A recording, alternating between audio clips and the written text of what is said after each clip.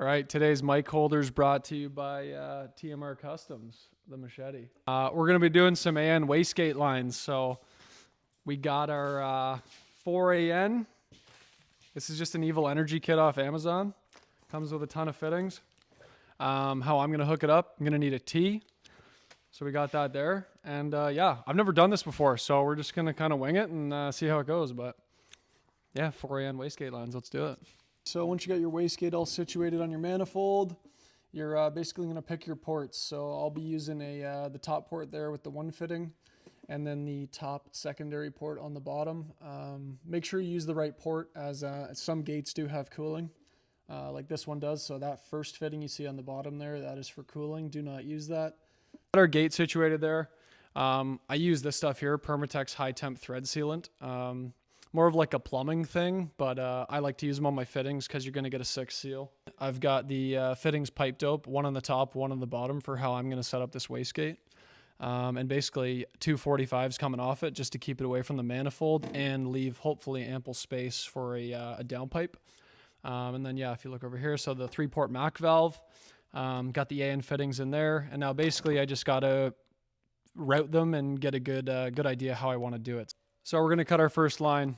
So you got your fitting off the gate, obviously have your line, and got a grinder. That's how I'm going to cut it. Probably not the right way, but that's how I do it, so it's all good. Put some green tape on your end, and yeah, cut right in your green tape. So super easy. We're going to mark out this line and then do that one. So before you want to cut your line, take your one end, put your fitting on.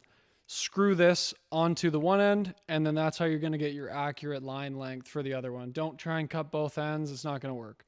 It might work actually, but more often than not, you just got to remake the line. So, all right, look at this. Oh my God, my voice just cracked. Look at this mic holder. Oh, it's kind of hurting my joint.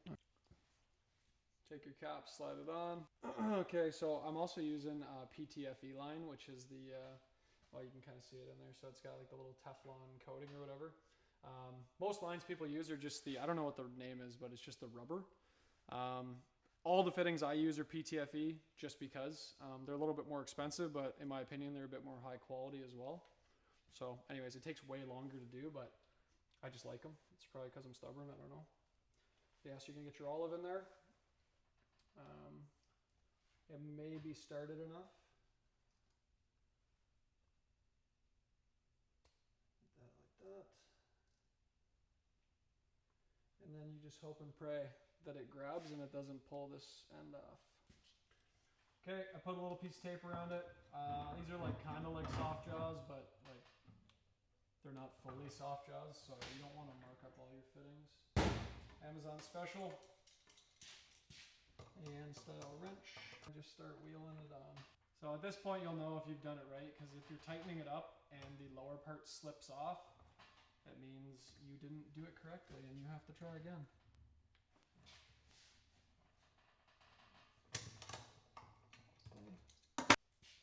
Okay, there you go. You've got your first line. I always do a little tug test. That's good. So I'll take it over to the car now, put it on. Go. So that one's going top side gate. And I always like to leave like a little bit extra. So, you know, you got some wiggle room. So that's the next line. Cut. Next cut. Okay, so when you clamp it down, don't crush the line, because if you crush this Teflon, you're going to have a bad day. But yeah, so just a nice light clamp, and then grab your little thingy doodler and open her up. Okay, so line's all built. Now we're going to use some DEI heat sleeve. This is personally what I use. It's 3/8. You get it on Amazon. This stuff is awesome. I personally put it on every line I build that's around heat, just, you know, for safety wise. So I'm going to put it right underneath the fitting, something like that, and lay it out to sort of right underneath this fitting, because you don't want to waste the stuff. Okay. Got my cut mark.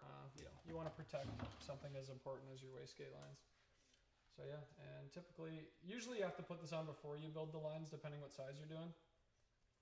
But I tested the 4AN with the 3/8, and it does seem to go right over with a bit of finesse.